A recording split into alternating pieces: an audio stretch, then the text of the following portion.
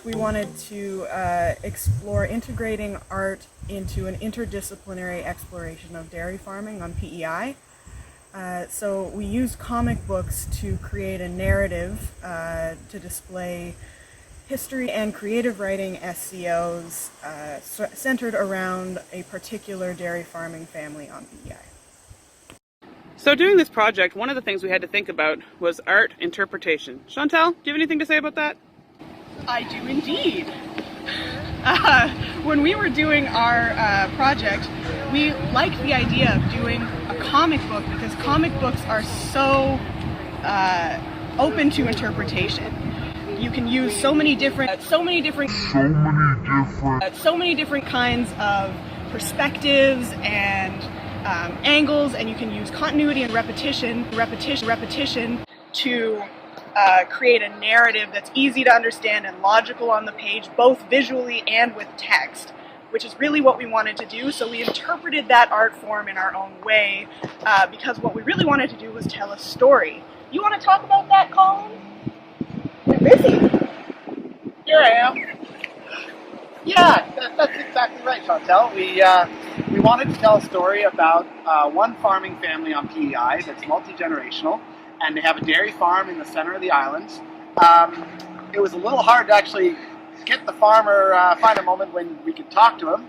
You know, dairy farming's a busy life, but we got some great stories from him about the change that his family's seen in farming and in rural island life over the last few decades. And yeah, we wanted to tell that story through art and connect it to the history and society of PEI. One of the other questions we had to think about was what art techniques are involved and what the creative process is like. I think I'll ask my teammates what they thought. Wait. Guys? Chantal? Colin? Hey! Oh, there you are. Oh my God, it was quite an experience. I hadn't drawn much since I was a teenager, so I was out of practice, and I'd never tried drawing comics.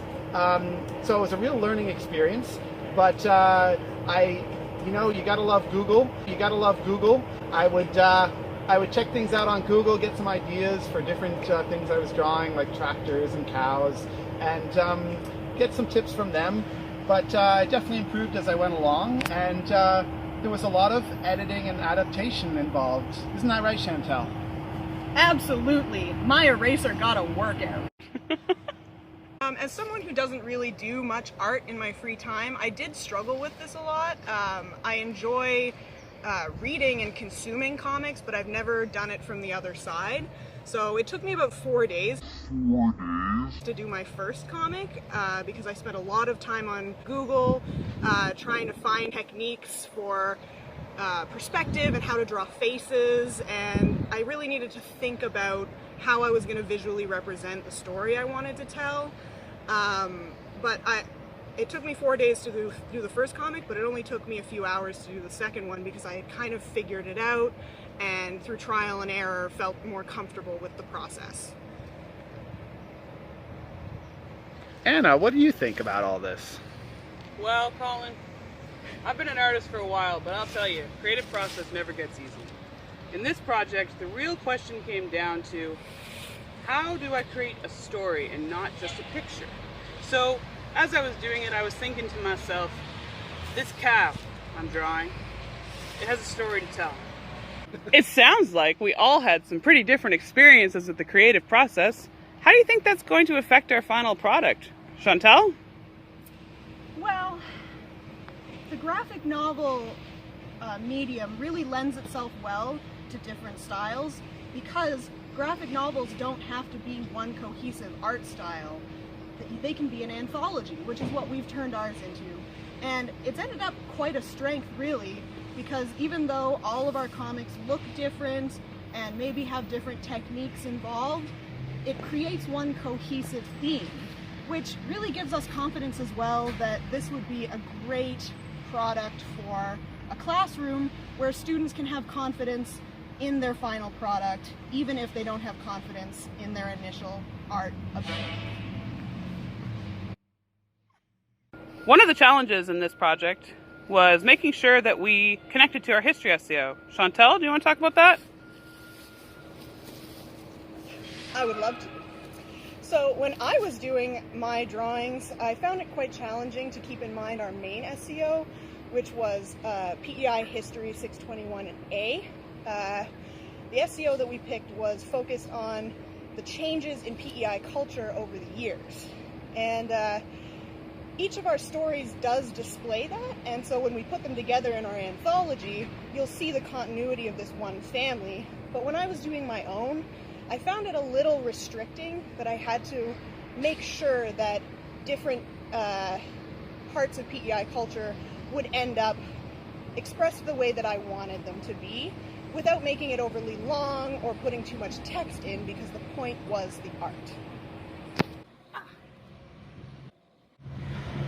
We also focus on creative writing for grade 11. So the SEOs in that we looked at were developing students' ability to write creatively and expressively, and to develop active listening. This project definitely did that. We had to not only learn how to express the stories we took down in visuals, but we also had to listen intently to the farmer as he told his stories to make sure we were accurate and fair in our representation. So I think this is great for students to learn both of those skills. So now that we've talked to you a little bit about our project, it's time to hear from each of our members and find out what some of their personal reflections are. Colin, oh, hi.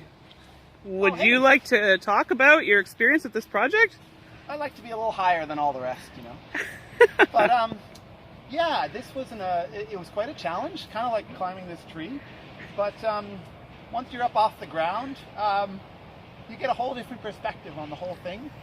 And I really like the way that this project allowed me to, in a creative way, portray the trials and the changes that this one farming family has undergone in the last few decades, and do it in a creative way that showcased my own unique art and perspective. All right, down to earth again. Thanks, Colin.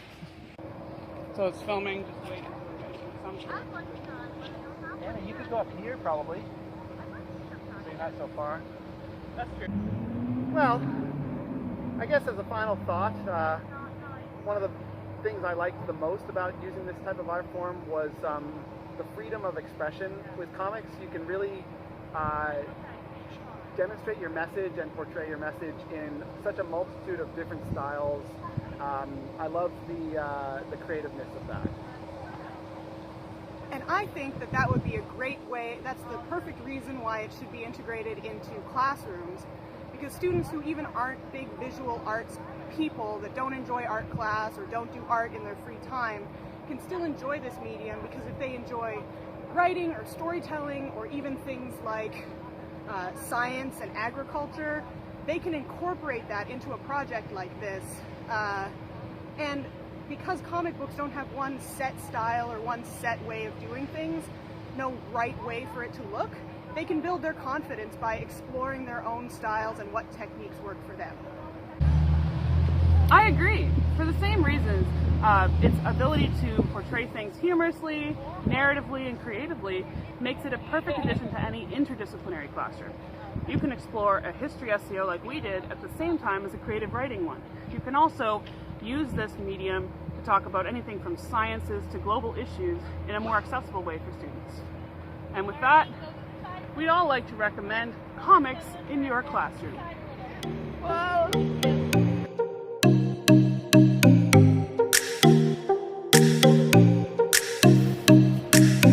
Things we do for school.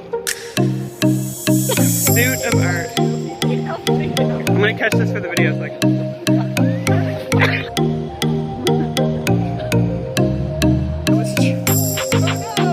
That was